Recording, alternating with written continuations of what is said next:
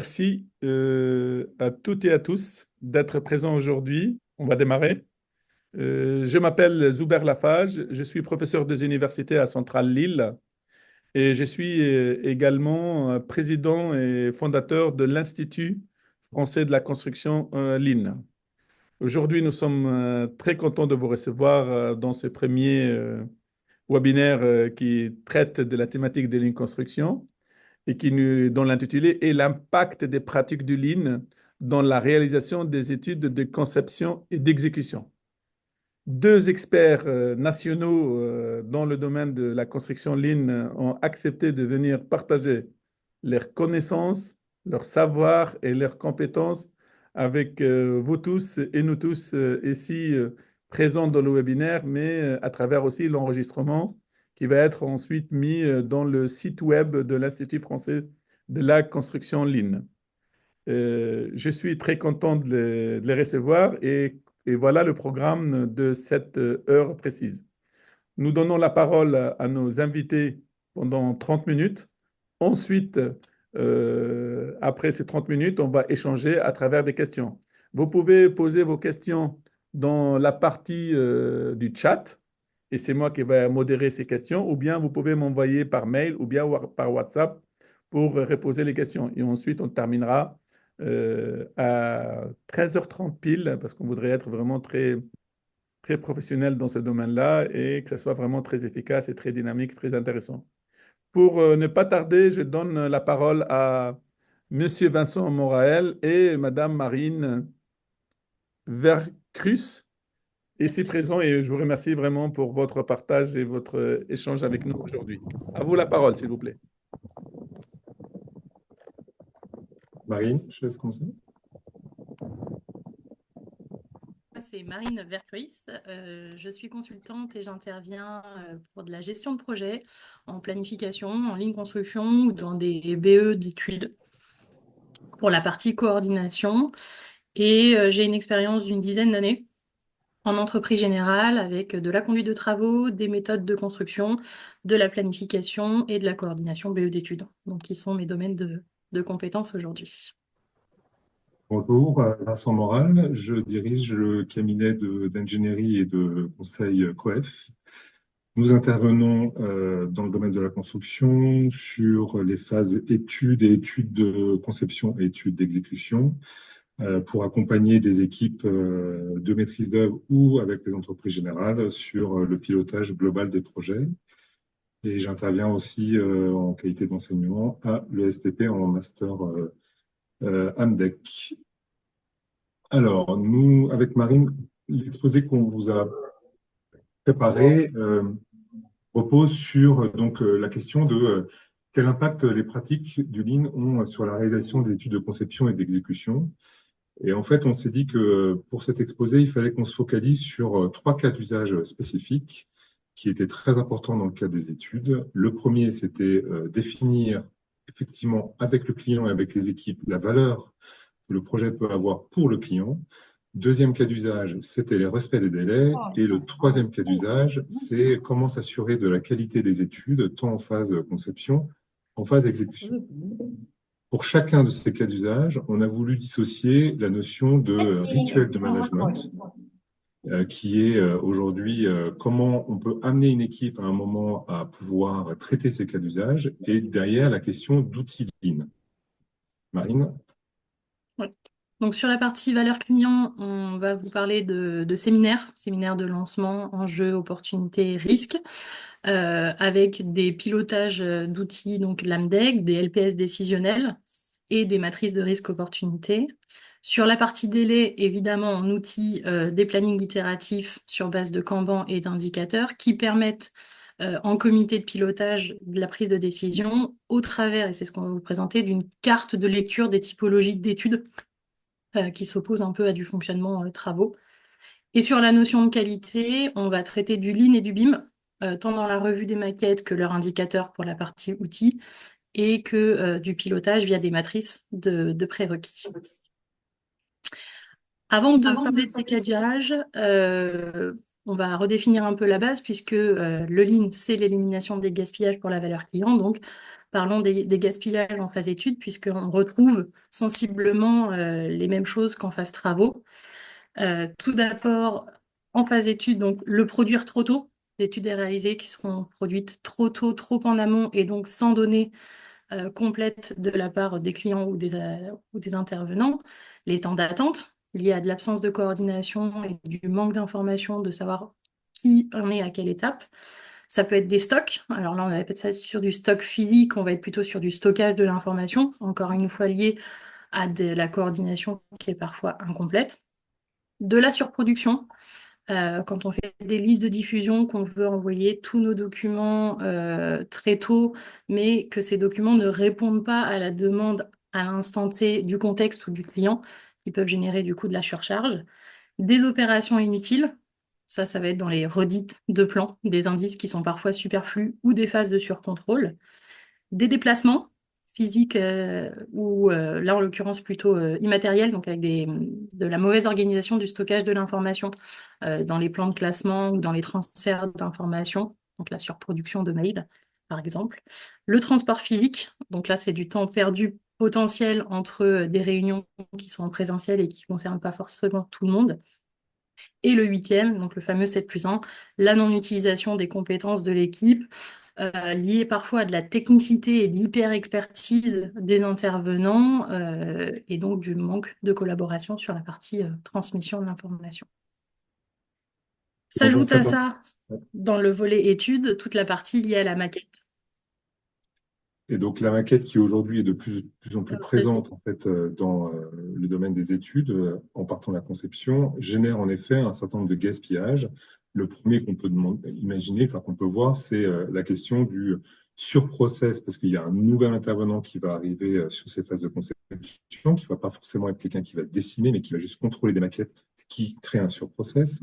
Le deuxième gaspillage qu'on voit, c'est aujourd'hui une proposition contractuelle de la maquette qui n'est pas du tout en rapport avec ce dont a besoin le client. Typiquement, le client aura peut-être juste besoin à un moment d'une vision géométrique des objets et en fait, on va lui dire mais qu'on va mettre de l'intelligence sur ces objets alors qu'on n'en a pas besoin. Troisième type de gaspillage, c'est le fait de ne pas séquencer correctement les maquettes. Il est évident que tant qu'il n'y a pas une maquette architecte stabilisée, ça ne sert à rien de commencer les autres maquettes, que ce soit structure ou les lots techniques. Et ce séquençage-là, cette absence de séquençage-là, crée en effet des gaspillages importants. De plus, la surmodélisation, parce qu'on veut modéliser trop vite à un moment les maquettes, fait que derrière, si on doit les reprendre, on va aussi perdre en remodélisation des maquettes. Donc, c'est un gaspillage qui est très important. Et puis le dernier, comme sur la notion à un moment des études, l'attente. C'est l'attente d'information, c'est l'attente de non-préparation des maquettes, qui fait que tous ces gaspillages-là, en fait, vont avoir un impact très important sur les phases d'études de conception et d'exécution. On rentre maintenant sur le focus qui phase primordiale dans le Lean, c'est comment définir au mieux, comprendre au mieux ce que veut le client, ce qu'il attend du projet, et donc vraiment quelle est la valeur que le projet doit avoir pour le client. On se doute bien que dans les phases études, c'est vraiment là où le client va avoir matière, en fait, à un moment au travers de son programme, à augmenter la valeur de son projet, puisqu'on est vraiment dans la phase de conception initiale. Pour ça, il y a un premier rituel de management que nous mettons en place, ce sont des séminaires. Ces séminaires, c'est le temps que chacun donne au projet pour à un moment partager sa vision du projet. La vision du projet, c'est une vision autour des risques, des enjeux, autour de la compréhension de ce que veut le client, qui n'est pas forcément toujours écrite. Il y a quand même des choses qui se lisent à travers le ligne. Et puis, c'est aussi tout ce temps de partage qui fait que la notion de collaboratif prend en effet un impact beaucoup plus important. C'est au travers de ces séminaires, on va le voir après, qu'on va commencer aussi à parler de décision et de mise en place à un moment d'une organisation d'équipe. Un rendu de ce séminaire aussi, c'est des matrices. Donc, c'est de la cartographie d'enjeux, risques, opportunités. Donc là, sur la droite, vous avez par exemple, selon différentes typologies de sujets. Donc, ça peut être en management de projet, sur des sujets techniques liés au projet en lui-même, sur des notions de délai pour la planification, de logistique par rapport aux contraintes géographiques, de synthèse avec des degrés de compétences différentes, ou de la partie commerciale par rapport à des nouveaux clients qui ont des procédures différentes ou des nouvelles relations commerciales, et toute la partie environnementale avec les labels. Donc, tous ces sujets-là génèrent des risques et des opportunités propres au projet il est intéressant de partager avec l'intégralité des intervenants. C'est Et quoi sur la ça? gauche, vous avez la même chose au niveau des enjeux. Donc technique, délai, qui sont là plutôt des items très suivis et qui vont être pilotés derrière. Voilà, c'est une Donc, formation, partagez. pas une Euh, formation, une Thierry. intervention. Euh, tac. Ok. Donc, partager ces enjeux-là permet derrière de signifier et de donner une vision commune de comment on va se développer le projet. Donc, vous êtes, pour certains, j'imagine, habitués au LPS qu'on doit avoir en phase travaux. En phase études, il y a un point qui est radicalement différent, c'est qu'il y a cette notion d'itération. Que l'on soit sur une phase étude de conception où on doit itérer pour proposer le meilleur projet au regard de ce qu'attend le client, ou en phase exécution où en fait on doit intégrer à un moment les mises au point qui sont nécessaires dans les phases d'étude d'exécution, il est important de donner à tout le monde la même vision de comment on doit développer les choses. Ce LPS décisionnel, qui est travaillé par tout le monde, fait que chacun derrière prend des engagements, que ce soit le maître d'ouvrage par rapport aux informations qu'il doit donner à un moment aux équipes pour qu'elles puissent travailler, ou derrière aux équipes pour qu'elles puissent commencer à développer, et ensuite rentrer dans ce processus itératif que nous allons développer un petit peu plus tard. Sur cette base-là, on peut commencer le projet. Et en effet, la première chose sur laquelle on doit en fait travailler, et c'est vrai que deuxième aspect du link qui est très fort, c'est comment arriver pour une équipe à respecter globalement les délais. Marine? Alors, avant de comprendre les délais, moi, il y a une carte de lecture que j'utilise souvent pour distinguer les typologies d'études. Et ça, c'est via deux critères. Le critère itératif des études, selon si elles doivent être prises, et le critère de dépendance lié à de l'information qui vient d'ailleurs. On peut y placer comme ça différents types de livrables. Donc, en exécution, par exemple, si tu veux bien les afficher, Vincent, où on va voir tout ce qui va être les études de structure et de synthèse où l'on sent bien qu'il y a des tours de synthèse multiples avec énormément de coordination d'informations qui peuvent s'opposer à des plans de cloison, par exemple, en exécution, qui vont être édités une fois la synthèse finie, donc avec une donnée d'entrée quasi unique et assez peu d'itérations. On a la même typologie de répartition pour les éléments d'études de conception. Si on regarde les études de conception, je pense que M. Costi, Ouais. si on regarde les études de conception, on se doute bien qu'en effet, tout ce qui est plan architecte, c'est très itératif et c'est dépendant de tout le reste. Donc ça, c'est assez évident. Ce qu'on constate aujourd'hui, c'est que les études ne sont pas menées que par des questions à un moment de surface, de coût et donc de plan architecte, mais qu'elles sont menées surtout par des exigences tant au niveau de l'ACV, donc de tout ce qui est bilan carbone, qu'au niveau des performances énergétiques.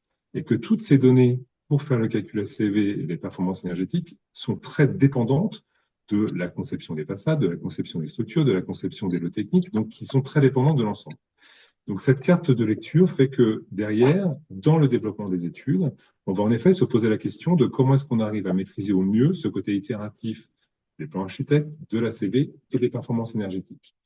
Un point qu'il faut aussi repérer, c'est qu'en étude, en fait, il y a une donnée qui n'est pas dépendante des autres, mais qui est très itérative, c'est évidemment la programmation du maître d'ouvrage, qui est un point, qui est une donnée d'entrée et qui fait derrière évoluer tout le reste et dont on doit tenir compte en permanence.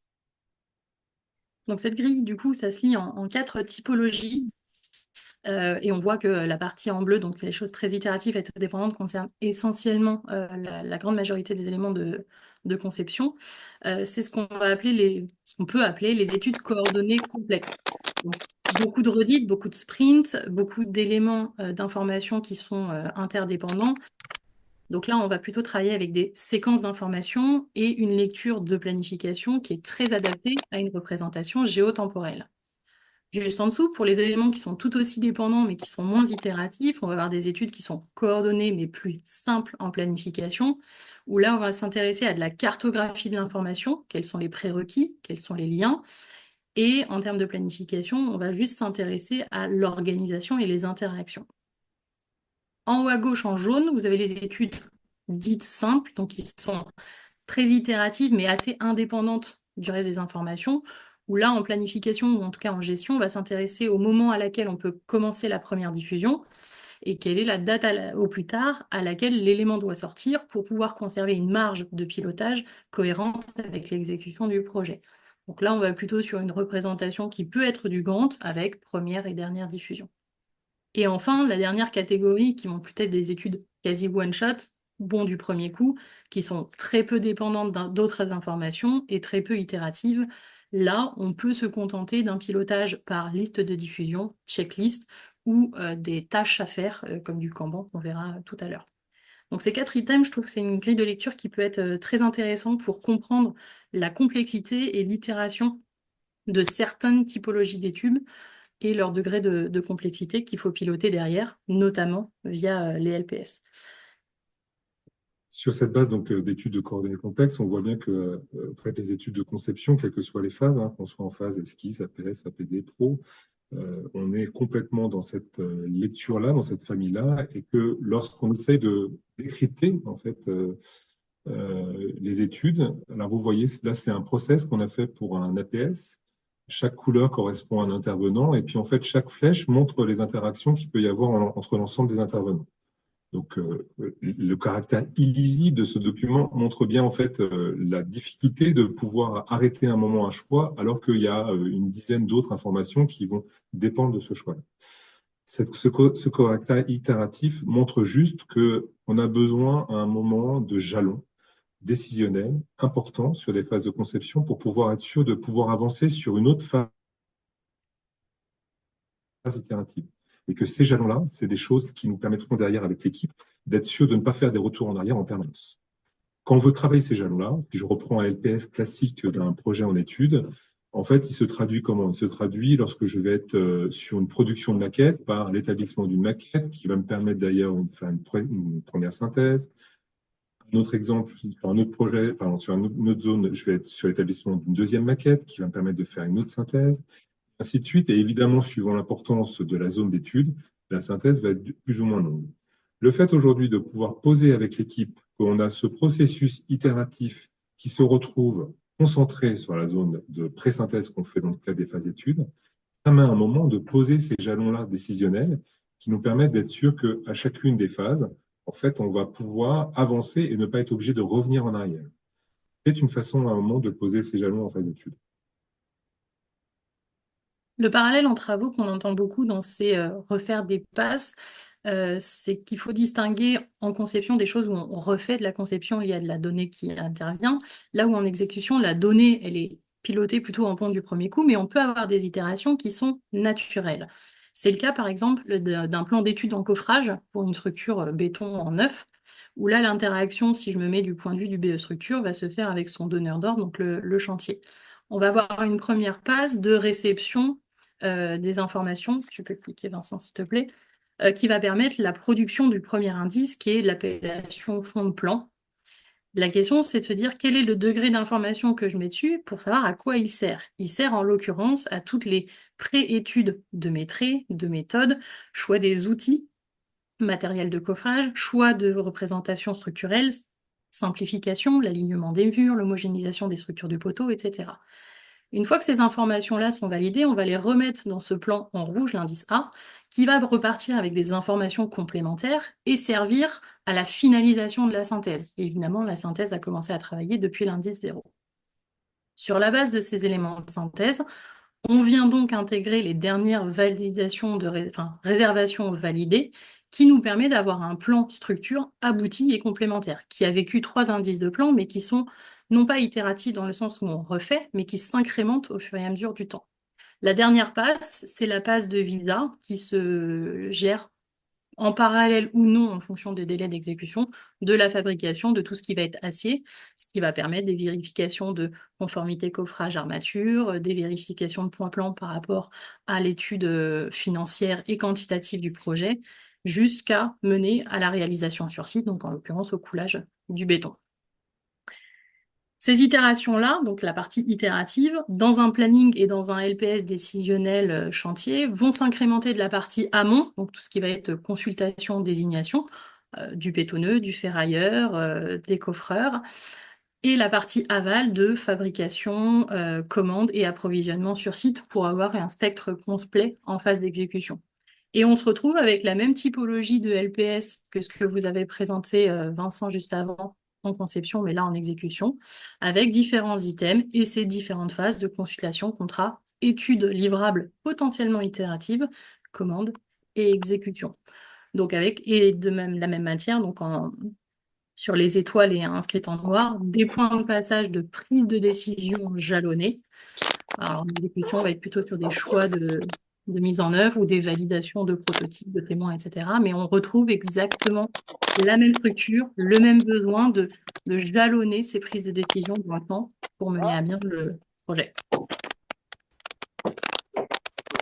Il y a un parallèle qui est très intéressant à faire avec les travaux, puisqu'on dit que c'est itératif en études et beaucoup moins en travaux, mais en fait, le parallèle, il est vraiment direct. Quand on va parler de définir d'un circuit plan, cette fameuse cartographie pas forcément très lisible, ça revient à faire un micro-zoning et un master planning de nos zones de travaux. Pourquoi on le découpe en logement, circulation ou bureau sanitaire? Bah là, ça va être la même chose. Quand on va parler de degrés d'avancement acceptable, les fameux sprint numéro 1, numéro 2, indice 1, 2, 3, ça va être l'équivalent en travaux de s'accorder sur les séquences d'exécution et l'ordre des travaux. Pourquoi on fait le carrelage avant, après la peinture? Quand on va parler de temps de traversée d'exécution de ces études, qui peuvent être plus ou moins complexes, ça va être exactement le parallèle en travaux du calcul du takt time de réalisation de nos prestations travaux. Et enfin, quand on va associer des ressources pour vérifier le nombre de projeteurs, le nombre de BE qui travaillent en parallèle, le nombre de réunions, à quelle fréquence, c'est exactement la même chose dans un planning travaux que de tracer la courbe de main-d'œuvre pour vérifier la capacité des entreprises à faire ou du dimensionnement de base vie en travaux. Donc le parallèle, il est vraiment strictement conforme, la méthode est la même, si ce n'est qu'il y a cette notion d'itération à englober et à prendre en compte dans la partie études que l'on a moins en travaux. Là où c'est intéressant, c'est de voir qu'en fait, ces itérations, les outils qui existent dans le Lean avec le LPS sont tout à fait adaptables en fait pour qu'on puisse travailler avec. On rajoute des outils complémentaires comme le Kanban euh, pour augmenter, enfin diminuer ce gaspillage sur l'attente et augmenter la réactivité des équipes et donc se focaliser sur évidemment toutes les tâches qui sont d'abord en retard avant de se focaliser sur les tâches qui sont à planifier ou en cours. Donc c'est un complément par LPS initial, puisque une des différences majeures, c'est que lorsqu'on est sur les travaux, le LPS, il vit toutes les semaines avec des équipes qui se retrouvent sur le chantier pour pouvoir le faire vivre, le chef de chantier ou les conducteurs de travaux. En études, on n'est pas du tout sur cette même temporalité-là, en tout cas cette même disponibilité, ce qui fait qu'on a besoin de trouver d'autres supports pour à un moment faire réagir les équipes de façon hebdomadaire. On retrouve de la même manière la notion du collaboratif. Comment aujourd'hui, sur un projet, donner à tout le monde la même vision. Et la même vision, c'est évidemment l'implication de chacun à un moment dans le développement des études, de conception, d'exécution. Et cette implication-là, elle passe par, d'une part, le fait de respecter des engagements qui sont pris. Deuxièmement, d'être sûr que tout ce qui est bloquant peut être résolu assez rapidement. On a juste intégré une notion un petit peu complémentaire qui est la notion de en attente. Parce qu'en fait, on se rend compte qu'il y a un certain nombre d'études qui ne peuvent pas être faites, pas parce que la personne ne veut pas les faire, mais c'est qu'en fait, elle est toujours en attente d'un certain nombre d'informations. Et cette notion d'en attente permet à un moment de pouvoir justement voir ce qui est effectivement bloquant, ce qui n'est pas. Le point complémentaire sur ces indicateurs, c'est qu'il y a besoin de voir évidemment si le développement des études tel qu'on l'a imaginé au départ se fait comme on l'a imaginé. Et donc là-dessus, on a des indicateurs de PPT pour pouvoir se rendre compte du développement des études. On a, après, utilisant le BIM, la maquette est aussi un support important de connaître l'évolution à un moment du projet dans sa définition. Et donc, c'est bien au travers du BIM, là où on a en fait la prise de données, qu'on va pouvoir voir l'évolution des maquettes et savoir où en sont chacun des partenaires dans le développement de leur maquette et dans leur avancement. Donc, c'est un nouvel indicateur d'avancement qu'on utilise. Tout ceci, c'est pour nous amener à un moment à réussir et à donner des études de qualité. On entend très souvent le fait que les études qui sont menées en phase conception ne sont pas suffisamment qualitatives, en tout cas doivent être trop souvent reprises par les équipes travaux, qui fait que derrière, ça génère forcément la non-qualité, ça génère forcément des surcoûts. Et donc, il faut que le Lean, en tout cas là-dessus, c'est une des attentes, c'est que le Lean permette à un moment non pas d'aller plus vite dans les études, mais de donner, par rapport à un délai qu'on s'est donné, des études de qualité. Là-dessus, des rituels qu'on utilise, nous, beaucoup, c'est justement de mettre en parallèle le Lean et le BIM. On en parler, mais d'utiliser le Lean comme étant un support pour définir de comment on doit travailler à la fois les études et en parallèle les maquettes, puisque c'est bien deux choses qui se font, qui se développent en parallèle. utiliser le BIM comme étant l'endroit où on va mettre toute la donnée et le seul et unique endroit où on met toute la donnée. Et derrière, utiliser des formes d'agilité. On a vu des Kanban, on a parlé de sprint tout à l'heure, pour un moment être sûr qu'on ait bien la bonne information au bon moment. Tous ces éléments-là, ça nous permet derrière, lorsqu'on va développer donc un projet, de faire des audits de maquettes de façon répétitive. Donc, suivant les projets, on peut être en audit toutes les 2 semaines, toutes les 4 semaines, pour que derrière, on puisse s'assurer au travers de la maquette de la qualité du projet. Et la qualité du projet, c'est quoi? C'est un moment, d'une part, de respecter les attentes du client. Et donc là-dessus, on a bien des mesures, des écarts entre ce qui est attendu par le client dans le cadre du programme et les mesures des écarts entre ce qui est attendu par les différentes maquettes. Un des écarts qu'on peut mesurer, par exemple, c'est l'écart entre la surface qu'on retrouve sur les plans architectes et les programmes qui sont prévus. Ça, automatiquement, après l'audit, on peut s'apercevoir de la cohérence et de la qualité du projet. Un deuxième écart qu'on peut avoir, c'est au travers des surfaces de façade, de se rendre compte à un moment, si juste par rapport à la volumétrie du projet, sans faire une analyse extrêmement poussée, de se rendre compte par rapport aux surfaces de façade, si on reste aussi dans la géométrie qui était proposée. Troisième type d'écart qu'on peut constater, c'est aussi à un moment les écarts entre les surfaces qui ont été dessinées par l'architecte et celles qui ont été définies par l'ingénieur structure sur la maquette structure, qui fait qu'on peut se rendre compte à un moment de la cohérence des maquettes entre eux. Je te rajoute à ça, je te laisse Marine. Marine, oui. Pardon, ça a été coupé. Dans les mesures des écarts de conception, on va être également à l'aide des maquettes, des écarts par rapport au chiffrage de l'APD, donc en quantitatif mètres cubes, donc par typologie de projet, qui vont aussi se poursuivre en phase d'exécution du fait de changements de mode de conception. Ça peut arriver et qui peuvent être intéressants. J'ai un exemple en termes de mesures de qualité projet d'exécution, puisque là, on ne va pas être tout à fait sur de la conformité programme, puisqu'on part du principe que le programme est abouti et qu'on y arrive, mais plutôt dans le fait d'y arriver le plus tôt possible pour permettre une exécution sur site. Donc j'ai un exemple en BE structure, on va mesurer quel est le dernier indice qui est BPE. On fait une mesure initiale sur une intégralité de plusieurs projets. On voit qu'on est plutôt sur des valeurs qui sont très étalées en coffrage, avec des coffrages qui sont bons tout de suite, donc ça veut dire qu'ils ont été attendus pendant longtemps, et versus des coffrages à l'indice 7, c'est-à-dire qu'ils ont été repris trop de nombre de fois.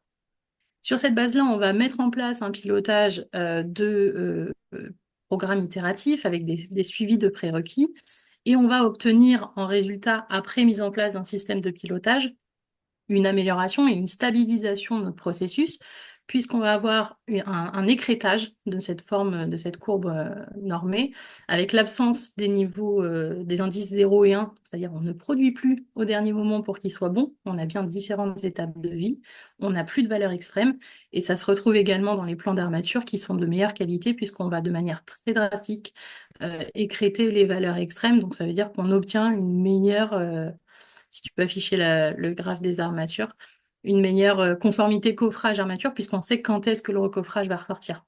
Donc, on a un gain de meilleure qualité des livrables en exécution à partir du moment où on sait quand vont sortir les éléments et pourquoi. Ceci, ça nous amène à pouvoir faire une conclusion de tous ces cas d'usage et de leur impact dans les pratiques Lean en conception et en exécution.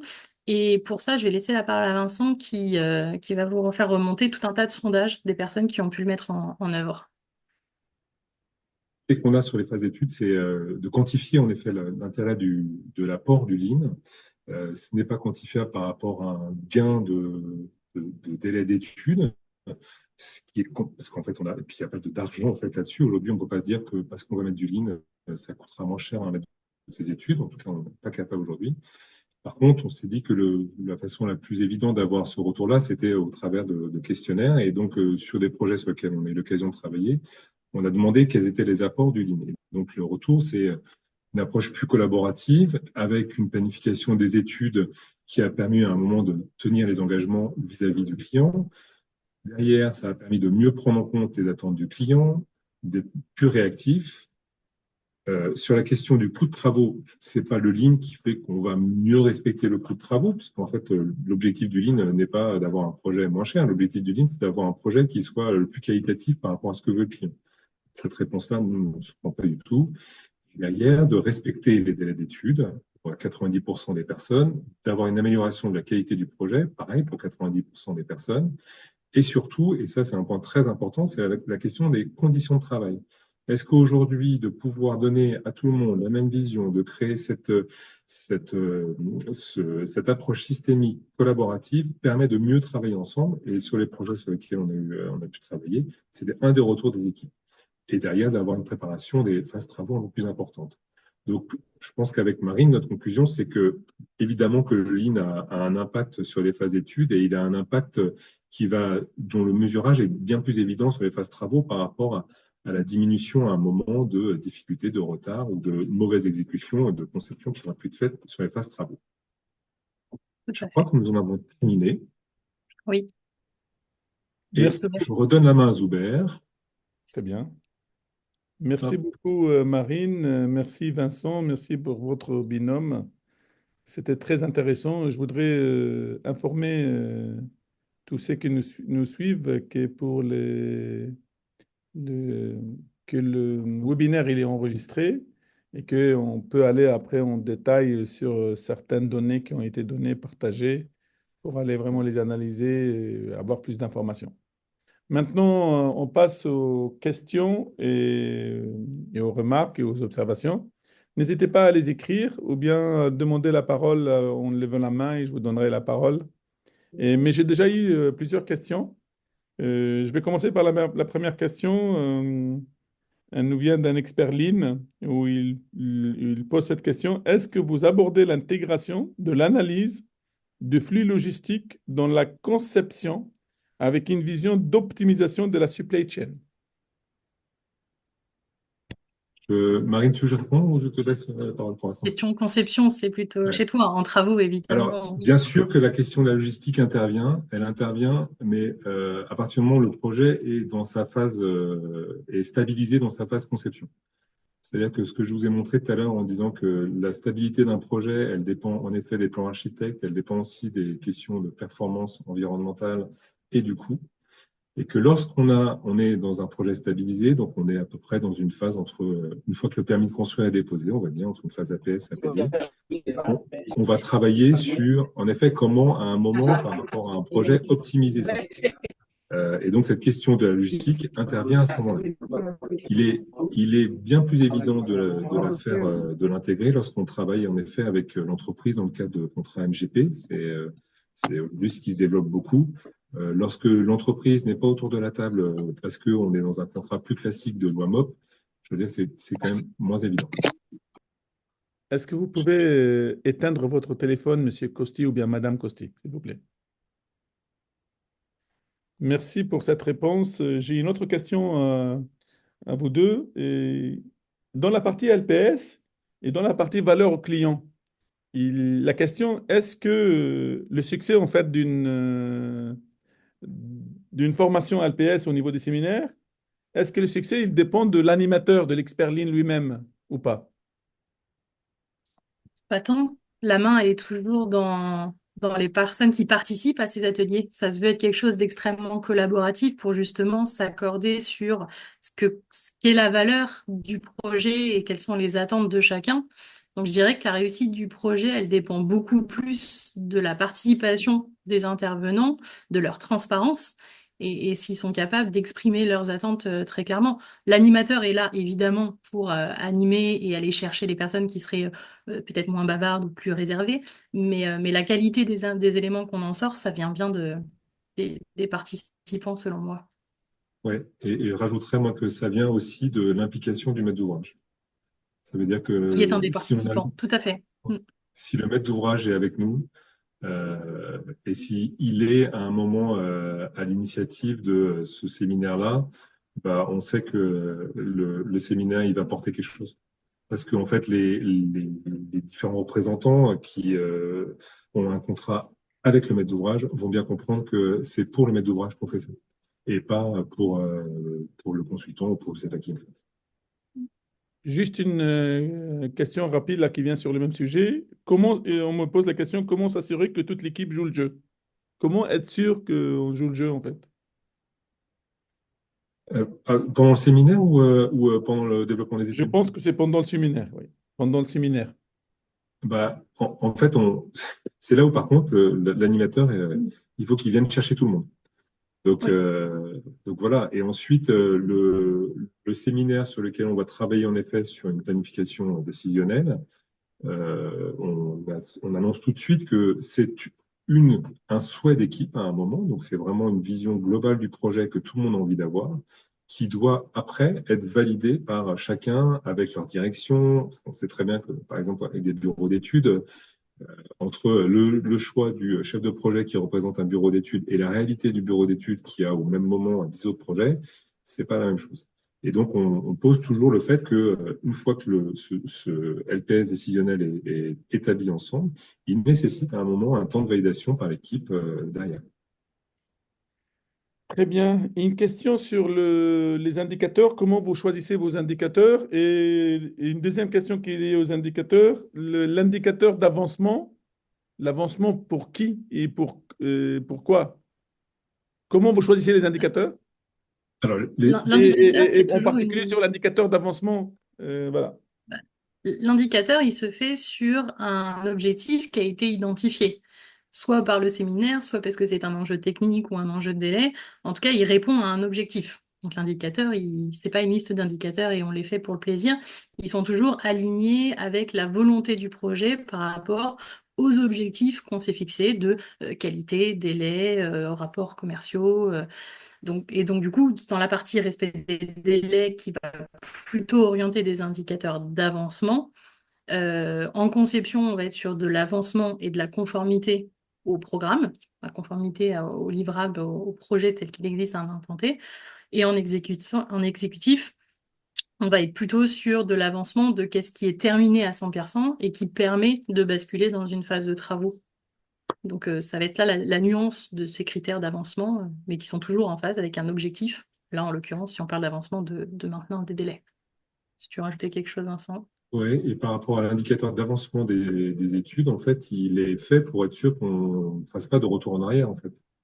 Il est fait pour être sûr que, parce que terminer des études en temps et en heure, c'est facile. C'est-à-dire qu'on peut très bien finir les études, mais sauf que la qualité des études, la cohérence des études ne sera pas bonne. Et donc, on sait qu'en fait, ce qui compte, c'est qu'on termine des études avec la cohérence nécessaire. Et cet indicateur-là, il est fait pour ça, être sûr que par rapport à ces différents jalons qu'on s'est donnés au départ, qu'on passe bien par ces jalons-là qui nous permettent de nous dire, ah, notre dossier est bien cohérent. Une question. Et d'un point de vue très pragmatique, pardon, d'un point de vue très pragmatique, souvent en avancement, on parle en pourcentage d'avancement.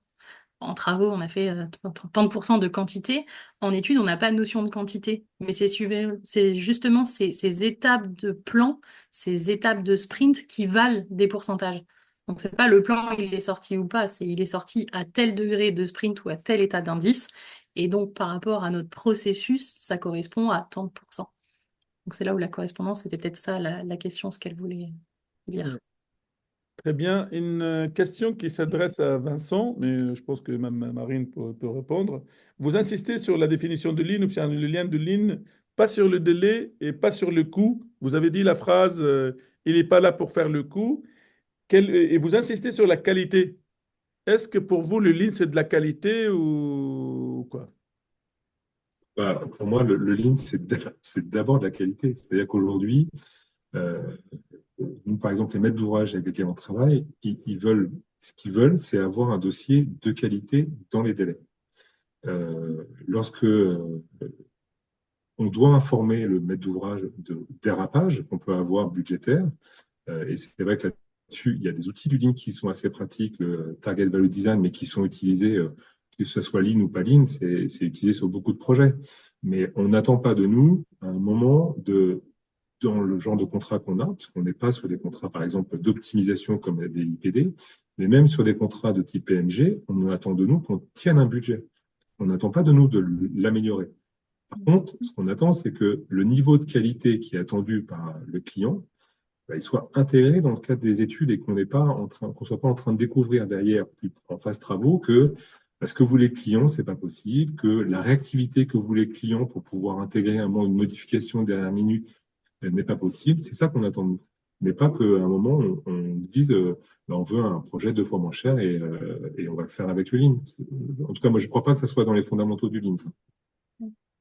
Non, l'amélioration de la qualité va de facto améliorer des coûts, mais dans le sens améliorer, diminuer les gaspillages de Hmm. coûts, pas une optimisation directe des budgets initiaux. Donc effectivement, pas de volonté particulière de réduire les coûts en tant que tels, même en exécution. On D'accord. maintient les budgets et on fait ce qu'on doit faire. Une autre question. Bonjour, j'ai une question par rapport au tableau de suivi Kanban. Pourquoi utiliser ce tableau Kanban plutôt qu'un tableau type réunion hebdo LPS? Parce qu'on fait la moitié de nos réunions en Teams. La moitié des Ouais, réunions. quoique le LPS, il peut être en Teams. Moi, je le mettrais plutôt dans la distinction des typologies d'études. Le LPS va être étalé dans le temps en termes de prise de décision. C'est une représentation visuelle d'un planning. Donc, c'est très important pour les choses qui sont itératives et dépendants. Par contre, pour tout ce qui est one-shot, mais qui est très dépendant, enfin, c'est pas du one-shot, du coup, c'est de la coordination simple. C'est-à-dire, il me faut une information pour déclencher quelque chose, et une fois que ce quelque chose est déclenché, je suis autonome.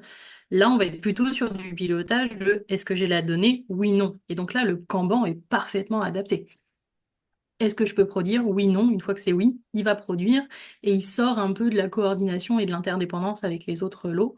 Donc le placer dans le temps est un peu moins nécessaire. C'est là où je vois une énorme utilité du Kanban, plus tout l'aspect prise de décision sur les points bloquants. Oh, là, c'est du pilotage complémentaire au LPS. Les deux coexistent très bien, voire même systématiquement. Il y a une question pour Marine. Oui. Euh, Quid de la résistance au changement? Comment faire? Comme tout, que ce soit en travaux, en conception, en études d'exécution, c'est énormément de dialogue, favoriser de la collaboration. Et je pense que pour amener tout le monde à changer, il faut que tout le monde y trouve son intérêt. Donc ça veut dire qu'il faut donner la parole à chacun, et c'est un peu comme la question du séminaire de comment ça fonctionne, c'est que tout le monde ait son mot à dire, y trouve un intérêt, et que cet intérêt, entre guillemets, personnel, soit aussi orienté pour l'intérêt global du projet. Mais tant que les personnes n'y voient que des freins et des choses complémentaires et supplémentaires à faire qui ne les servent pas, là, effectivement, on va être dans de la résistance et un peu un rapport de force qui n'est pas intéressant. Mais dans toute la fluidité qu'on peut gagner de toutes ces interventions, en termes de communication, en termes de compréhension, en termes de charge, et comme tu l'as dit au niveau des sondages, Vincent, en termes de conditions de travail, tout le monde a très rapidement possibilité d'y trouver un intérêt personnel qui soit aligné à l'intérêt global. Et c'est là toute la force de toutes ces méthodes amont, aval, pendant, sur toute la chaîne, en fait. Et c'est ça qui est très intéressant. Comment, une question, il y a deux, trois questions vraiment de base, mais je pense que c'est intéressant d'avoir votre avis. Comment devenir un expert Lean ou bien un expert LPS? Il y a des formations pour ça? Il y a des Il y a des certificats formations ou et bien... de la pratique. Formation et pratique. Ouais. Et, sur la phase d'étude, pour pouvoir emmener, parce qu'en fait, celui qui fait le LPS, celui qui anime, celui qui scelle, hein, il a besoin quand même de savoir ce que c'est que de concevoir. Parce qu'on ne fait pas que enchaîner des. En fait, on voit bien qu'il y a le côté itératif fait qu'on a besoin de comprendre ce que c'est que l'acte de conception. Donc, c'est nécessaire de comprendre ce que c'est que l'acte de conception. Donc, il y a en effet la pratique du LPS qui est d'abord une dynamique de savoir emmener une équipe, de savoir motiver une équipe et de comprendre le fonctionnement du LPS.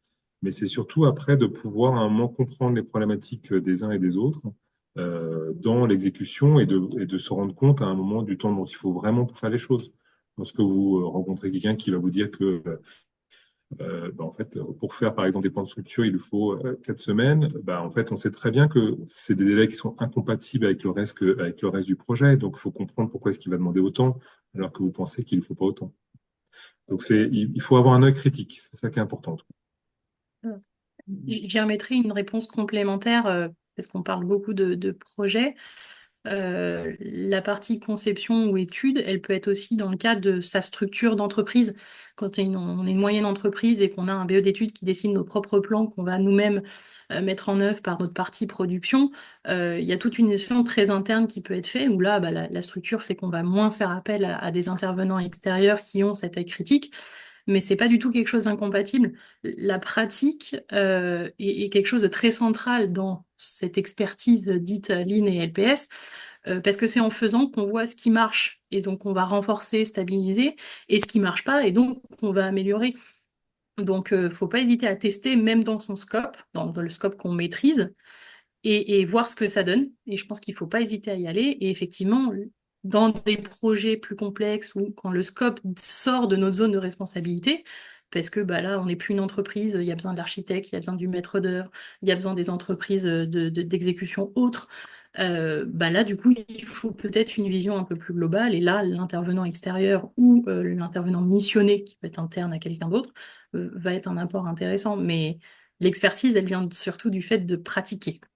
Donc faites, essayez, regardez ce que ça donne, inspirez-vous de ce qui se fait, communiquez entre vous. Les retours d'expérience sont éminemment riches d'informations et c'est toujours hyper agréable de discuter avec des personnes qui pratiquent, pas que des théoriciens. Les deux sont hyper importants. D'accord. Et merci pour cette réponse très complète entre vous deux. Et je trouve que le fait d'être en binôme, c'est vraiment pas mal, quoi, quelque part. Je vous félicite. Euh, Il y a une question sur... vous parlez des flux. C'est quoi un flux? Vous pouvez nous donner des exemples de flux? Alors, un flux pourrait avoir plusieurs définitions, mais ça va être toute la... de A à Z. C'est par quelles étapes un élément passe. Moi, je parle de flux je prenais l'exemple des plans structure. Il passe par l'indice 0 parce qu'il va le servir d'émétrer des choix constructifs. Il va passer par l'indice A parce qu'on va intégrer ces choix-là, par l'indice B parce qu'il va être incrémenté des réservations. Et ben, en fait, ces trois points d'étape, c'est les trois étapes d'un flux, d'une vie, d'un plan. Et des flux, il y en a plein. Il y a des flux d'information. Donc on peut suivre l'information. Là, c'était le flux du plan de coffrage. Ça peut être le flux de maquette, le flux du plan d'architecte. C'est l'avis d'un élément. C'est comme ça que je le définirais. Peut-être tu as une définition autre, Vincent, qui pourrait compléter. J'allais dire, pour moi, un flux, par exemple, c'est quelles sont les différentes étapes qui fait qu'un plan architecte qui au départ n'est que la vision de l'architecte va derrière devenir un plan qui sera constructible et donc qui va devoir intégrer la vision des différents intervenants entre les bureaux d'études, le spécialiste acoustique, le spécialiste sécurité incendie, le spécialiste logistique. Et c'est vrai que ça, c'est toutes ces petites étapes-là qui fait que le plan va être repris en permanence, en fait. Quand on réfléchit à créer un flux, ce qui est intéressant, c'est de se mettre à la place de l'objet. Si on parle d'un plan architecte, on est le plan architecte, on va passer entre les mains de l'architecte pour dessiner, le BE thermique parce qu'il va falloir vérifier un tel, le BE acoustique, puis ça, puis ça, puis ça. On est un livrable et on transite à différentes étapes de notre vie. On se met à la place de. C'est le meilleur moyen de réfléchir à comment je dessine mon propre flux. Et non Une pas. autre question, merci. Une autre question. Je suis une PME et je suis intéressé par le Lean, mais je ne sais pas comment faire. Que conseillez-vous? Quelle est la première étape à faire? Comment je fais? Voilà. Euh, je pense que la première étape, ce serait de bien définir son besoin. Être intéressé par le lean, c'est bien. Par contre, c'est quoi qui est intéressant là-dedans? Définir le besoin, c'est même parfois la partie pas toujours simple. C'est est-ce que j'ai un sujet parce que ma PME est en train de grandir et je voudrais vérifier que mes processus d'organisation amont avant mes travaux vont suivre?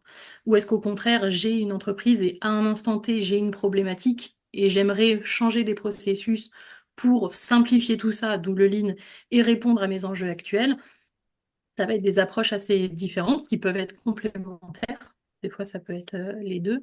Mais c'est cette définition du besoin qui est intéressante. Je pense qu'il y a pas mal d'intervenants en national qui peuvent aider à cette phase de définition de besoin. Et ensuite, c'est comment déployer un plan d'action dans le choix et le panel large de tous les outils du Lean, mais surtout complémentaire. Et c'est là où on a utilisé cette grille de lecture. C'est un outil, un rituel managérial qui va avec. Sinon, l'outil, il ne va pas faire tout seul. C'est un peu une demi-réponse, mais En fait, il faut partir d'un constat de qu'est-ce qu'on a envie de changer. Mais donc, il y a bien ce constat-là. Quand on a commencé notre présentation avec Marine, en fait, on est parti du constat de qu'est-ce qui fonctionne pas très bien actuellement. On a parlé des gaspillages des études, des gaspillages de la maquette. Et c'est vrai que pour une entreprise, pour une PME, il y a un premier travail qui, en effet, d'une part, l'envie, à un moment, se dit, tiens, il y a des choses que je dois changer. Et puis, de pouvoir en effet se donner le temps de faire le constat de comment fonctionne aujourd'hui l'entreprise et quelles sont les choses sur lesquelles il faut à un moment pouvoir appuyer pour modifier et répondre à un moment à une envie de changement. Mais il faut savoir, voilà, il faut connaître le terrain. Voilà. Et sans anticiper sur le comment. On fait un constat. Comment, on verra après, mais quel est le constat à un instant T? Et souvent, on est déjà dans la recherche de solutions parce qu'on a envie de mettre en place une solution qu'on pense être la bonne. Mais il ne faut pas griller cette phase de constat. Mais est-ce que, en fait, la question, elle me revient encore. Est-ce qu'il y a Oui. une procédure pour le démarrage? Parce que définir les besoins, c'est pas facile non plus, en fait, d'après ce que je comprends. Est-ce Non, qu'il y c'est a pas une facile. procédure? Est-ce que je suis une PME? Que- Quelle est la première chose que vous me conseillez, en fait? Un, deux, trois. Moi, il y a un outil, pour le coup, Oui, qui voilà. force à être très synthétique et qui est assez intéressant. C'est le A3 de résolution. Donc, vous pouvez aller regarder ça. C'est sur une feuille A3. Je dois écrire quelle est ma problématique. Je grandis et je veux vérifier que ça fonctionne. J'ai un problème de respect des délais. Mon problème. Et je suis obligée de l'écrire sans penser à la solution.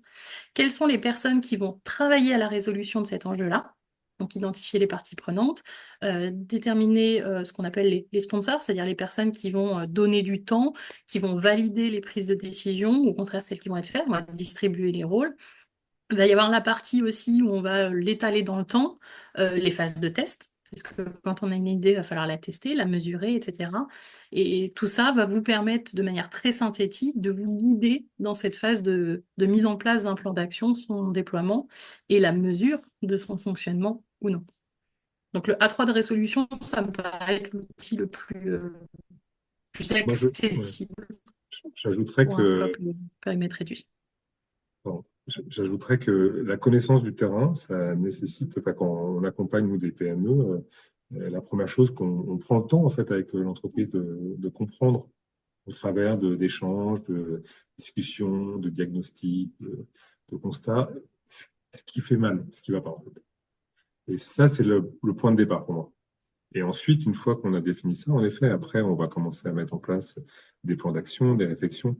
Mais il y a un besoin en effet, d'un travail qui concerne pas uniquement le dirigeant, hein, qui concerne aussi les autres personnes de l'entreprise pour essayer de comprendre, en fait, à un moment, quelle est la base de l'entreprise. Très bien. J'ai plusieurs questions qui arrivent, hein. Donc, il nous reste quelques minutes. Donc, il y a un expert ligne qui vous pose la question. euh, Quel type de logiciel utilisez-vous pour le pilotage? Alors, nous, on Pareil. utilise, pour les supports LPS, on utilise un logiciel qui s'appelle Iobeya. On pourrait aussi utiliser Miro, très bien. Et Il y a ensuite, Planco également. voilà. Et ensuite, sur tout ce qui est nos Kanban, nos indicateurs, tout ça, on est soit sur Excel, soit sur Power BI. Ok. J'ai pas d'outils spécifiquement plus avancés que ça, d'autant que moi je vais utiliser beaucoup des outils de planification globale, vu que j'ai plutôt un profil planificatrice, où là je vais utiliser le logiciel du marché. Mais on est beaucoup sur une constellation d'outils hein, systématiquement. Faut pas se focaliser sur l'outil aujourd'hui. C'est si le besoin il est très défini, ok, je vais chercher un outil qui correspond à la digitalisation de mon besoin éventuel, mais c'est pas l'outil qui fait le processus, jamais. C'est toujours dans l'autre sens. Une autre question, quel est le rôle de la technologie dans l'amélioration de l'adoption du Lean? Hmm. Dans l'adoption, j'aurais du mal à répondre. C'est plutôt dans le déploiement. Je pense que la technologie, les IA, les logiciels, Mhm. euh, par le prisme de cette digitalisation de l'information, cette captation de la data, cette facilité d'accessibilité à la donnée, va permettre d'avoir des enjeux et des valeurs plus stables, plus grands. Par contre, dans l'appropriation, l'adoption de la méthode, je pense que ça passe avant tout par de l'humain et de l'échange, et que la technologie n'y a pas un énorme rôle. Ce serait plutôt un avis qui est le Je mien. suis entièrement d'accord. En fait, si vous représentez un peu le projet comme étant un iceberg, bah, ce qui va faire avancer, ça va être un moment de travailler sur les fondements. Et les fondements, c'est un moment, en effet, l'envie, la méthode, mais surtout un moment l'état d'esprit. Et après, l'outil, c'est ce que disait Marine, c'est en fait après l'outil, si demain on nous demande de travailler avec les autres outils que ceux qu'on est habitué à faire, on travaille avec un autre outil. Mais à partir du moment où il y a un état d'esprit, un fondement, bah, c'est ça le point de départ. Très bien. Du même auteur de la première question liée à la technologie, une autre question. Comment les gens du secteur de la construction réagissent aux appels à la collaboration, notamment dans la phase d'étude? Comment leur collaboration peut être améliorée? Hmm. Alors, lorsque le client propose de mettre ça en place, l'approbation, elle est évidente. Tout à l'heure, on parlait de changement, et c'est vrai que nous, la principale difficulté qu'on a, c'est en effet des personnes qui sont habituées à travailler d'une certaine manière. Et lorsqu'on va leur demander d'être plus collaboratifs, plus transparents, c'est plus compliqué. Il y a toujours pour nous une phase d'adaptation. C'est-à-dire que sur une phase d'étude, enfin sur les 3 phases principales d'études, APS, APD Pro, bah, quand on commence avec une équipe, bon, on voit que au bout de l'APS, on a des gens, ça y est, commencent à s'impliquer, qui sont plus impliqués dans le projet, plus transparents. Donc ça passe en effet par le fait de leur montrer que ça va leur faire gagner du temps. Très bien. Une question de la PME. Quel est le coût d'un expert Lean journalier ou bien pour avoir une idée? Le coût, il varie entre quoi et quoi? Ça Euh, va répondre peut-être par rapport à l'éco, par exemple. Ouais, en fait, grosso modo, je crois, si je vais répondre comme ça. Donc, par exemple, l'Occitanie ou la région Loire, enfin, il y a beaucoup de régions qui, avec la Fédération française du bâtiment, ont développé des programmes d'aide aux PME dans lesquels on est plusieurs autour de la table hein, qui avons répondu. Et le taux horaire, le taux journalier du consultant, c'est entre 1000 1200 euros. Mais en fait, il faut voir la mission globale parce que c'est vrai qu'entre la mission diagnostic, les aides qu'il peut y avoir à un moment des régions ou de la FFB pour mettre ça en place, ça fait que derrière pour la PME, le coût de revient n'a rien à voir. Ouais. Nous, on a travaillé sur une région, je crois que l'entreprise a dû payer 200 euros, je crois. Parce qu'il y avait des aides et parce que là-dessus, je pense qu'il faut vous Ouais. rapprocher vraiment de la FFB parce que là-dessus, il y a quand même des programmes qui ont été lancés par la FFB qui sont très favorables au développement du Lean dans les PME, se rendant compte de l'intérêt. Et c'est pas qu'un intérêt au niveau de la qualité, c'est aussi un intérêt au niveau de la sécurité. Ouais. Et toujours la PME une autre PME qui pose la question. Vous avez parlé du chantier, de la façade design, mais vous n'avez pas parlé des fonctions support. Ressources humaines, achats et communication. Est-ce qu'ils sont importants ou pas pour le lead? Particulièrement, C'est toujours important. c'est en fait lorsqu'on va regarder le process d'une entreprise, c'est quand même un peu différent d'une process de travaux, c'est un peu différent du Ouais. process des études. Et c'est vrai que lorsqu'on va commencer à parler de process d'entreprise, ben, on va se rendre compte à un moment des interactions, en effet, entre la partie administrative, la partie commande, la partie achat, la partie logistique.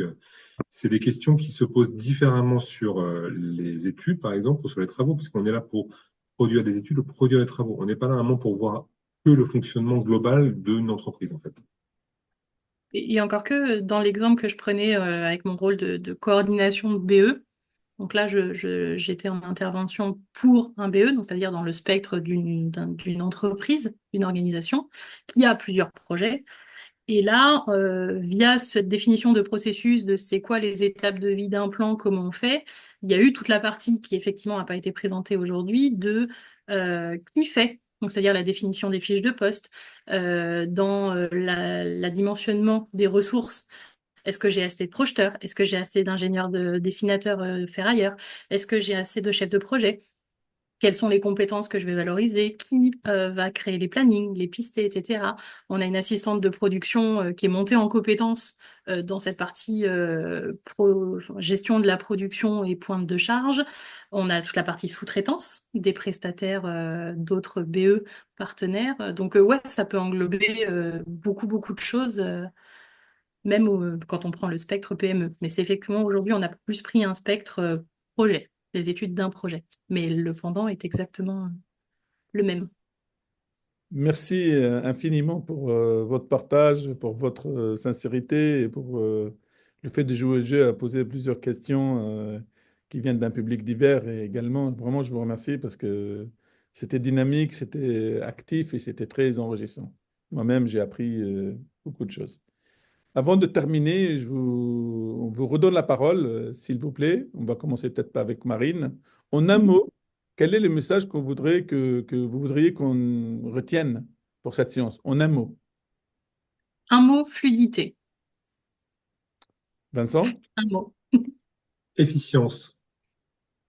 Très bien. Ben, merci beaucoup et merci à tous les étudiants qui ont participé avec des questions. Et je vous dis à la prochaine, prochain webinaire, très bientôt. Et l'enregistrement, vous allez le trouver en fait sur le site web de l'Institut français de la construction en ligne, qui est encore là pour démocratiser, informer, partager sur la notion de la construction en ligne en France et dans les pays francophones. Merci beaucoup et à bientôt. Merci, au revoir. Au revoir. Au revoir.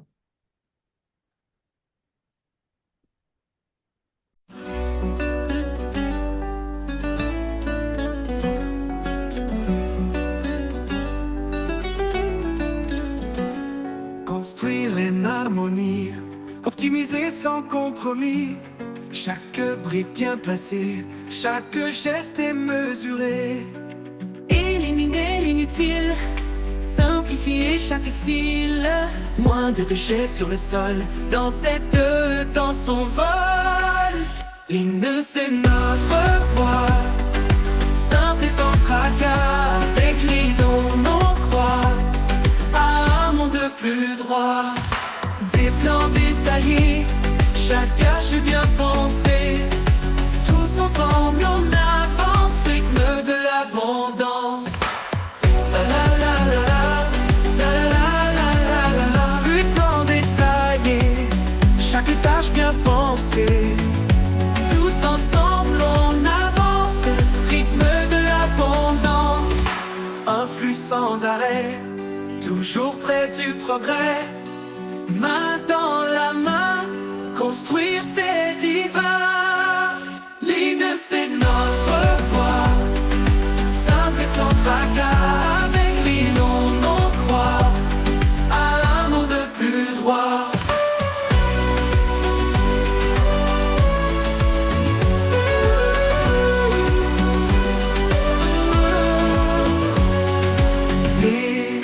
Éliminer l'utile, simplifier chaque fil.